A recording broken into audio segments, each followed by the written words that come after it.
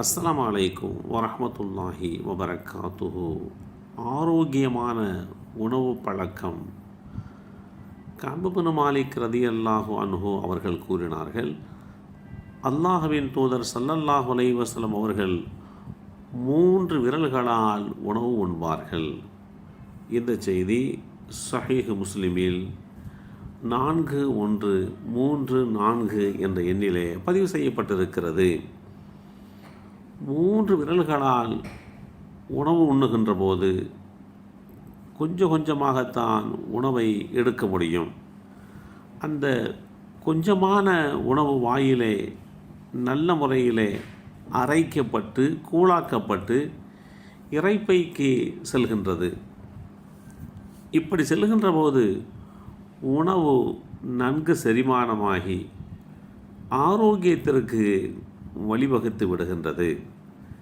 இந்த உணவு முறையைத்தான் நபி ஸல்லல்லாஹு அலைஹி வஸல்லம் அவர்கள் 3 விரல்களால் சாப்பிடுவதன் மூலம் நமக்கு போதித்து கொடுக்கிறார்கள். குறைவாக எடுத்து நன்றாக அரைக்கப்பட்டு அதற்கு பின்பாகத்தான் நாம் சாப்பிடக்கூடிய உணவு நம்முடைய வயிற்றுக்குள்ளே செல்ல வேண்டும். பசித்த பிறகு சாப்பிட வேண்டும். வயிற்றில் கொஞ்சம் இடம் காலியாக இருக்கின்ற பொழுது உணவு சாப்பிடுவதை நிறுத்தி கொள்ள வேண்டும்.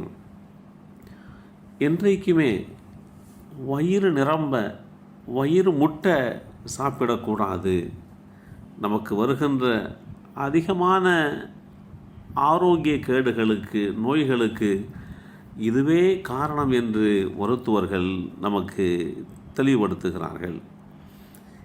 மார்க்கம் இதை நமக்கு தெளிவாக உணர்த்தியிருக்கின்றது.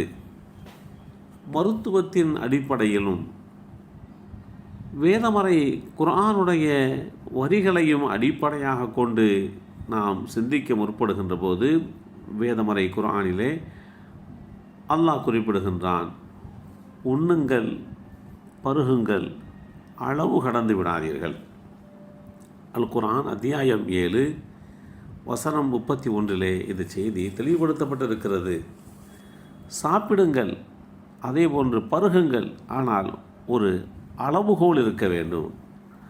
அளவுக்கு அதிகமாக உணவையோ குடிபானங்களையோ நீங்கள் எடுத்துக்கொள்ளாதீர்கள் என்று இந்த வேதமறையின் வசனம் நமக்கு அறிவுறுத்துகிறது.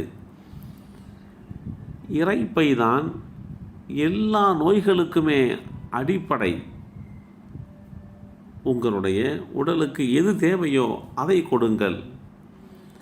ஆரோக்கியமான உணவு முறை என்பது பசி எடுத்ததற்கு பிறகுதான் சாப்பிட வேண்டும் என்கின்ற ஒரு நிலைப்பாடு.